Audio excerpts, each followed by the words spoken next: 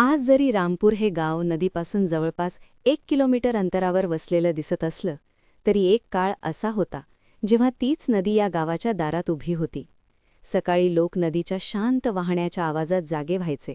त्या पाण्याला हात लावून आपला दिवस सुरू करायचे. संध्याकाळी नदीकाठी दिवे लावले जायचे आणि देवाला साकडं घातलं जायचं.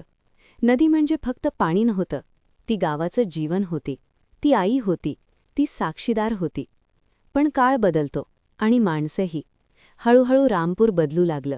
लोभ वाढू लागला, असत्य माजू लागलं. माणसांनी देवाला नव्हे तर आपल्या फायद्याला वाकायला सुरुवात केली. श्रद्धा उरली पण भय नाहीसं झालं. नदी हे सगळं पाहत होती आणि शांत होती. पहिला महापूर आला. लोकांनी त्याला नैसर्गिक आपत्ती म्हणून दुर्लक्ष केलं.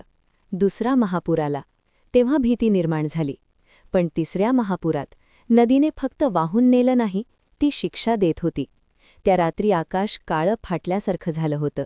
पावसाच्या सरी थांबायचं नाव घेत नव्हत्या. ज्या नदीचा आवाज कधी लोरीसारखा वाटायचा तोच आवाज आता गुरगुरत वाढत गेला. आणि अचानक नदी काठ ओलांडून गावात घुसली. मोठी मोठी वडाची झाडं उन्मळून पडली. मातीची दगडी घरं क्षणात जमीनदोस्त झाली. लोक आपापल्या लेकरांना उचलून प्राण वाचवण्यासाठी पळत होते. पण काही जण नदीबरोबरच इतिहासात कायमचे गडप झाले. पण त्या सगळ्यात सर्वात भयंकर गोष्ट होती त्या गावाचं अभिमान असलेलं ते प्राचीन मंदिर. हे मंदिर साधं नव्हतं, ते फक्त देवाचं घर नव्हतं, ते लोकांच्या इच्छांचं केंद्र बनलं होतं. लोक म्हणायचे, इथे जे मागशील ते मिळतं, पण त्याची किंमत द्यावी लागते. दूरदूरून भक्त यायचे. कोणी सोन्याचा हार अर्पण करायचं, कोणी चांदीची नागमूर्ती, तर कोणी मौल्यवान दागिने देवाच्या चरणी ठेवायचं.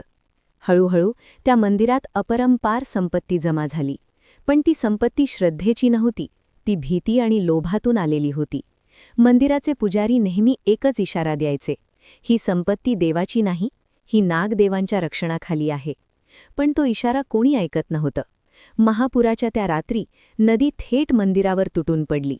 मंदिराचा कळस पाण्यात वाहून गेला, भिंती कोसळल्या आणि क्षणातच ते प्राचीन मंदिर जमिनीत गडप झालं. लोक सांगतात, त्या क्षणी मंदिराच्या आतून एक भयंकर फुत्काराचा आवाज आला होता. जणू काही शेकडो वर्षांपासून झोपलेलं काहीतरी जागं झालं होतं. महापुरानंतर नदी हळूहळू दूर सरकली. गाव दुसऱ्या ठिकाणी वसवलं गेलं. नवं आयुष्य सुरू झालं. पण एक गोष्ट मागेच राहिली, भीती. काही वर्षांनी खजिन्याच्या अफवा पसरल्या. काही बाहेरचे लोक रात्री नदीकाठी खोदकाम करायला गेले. त्या रात्री नदी विचित्र शांत होती. ना वारा, ना पक्ष्यांचा आवाज. सकाळ झाली पण ती लोक कधीच परतले नाहीत. फक्त त्यांच्या चपला आणि जमिनीवर मोठ्या सापासारखे वळणदार ठसे सापडले.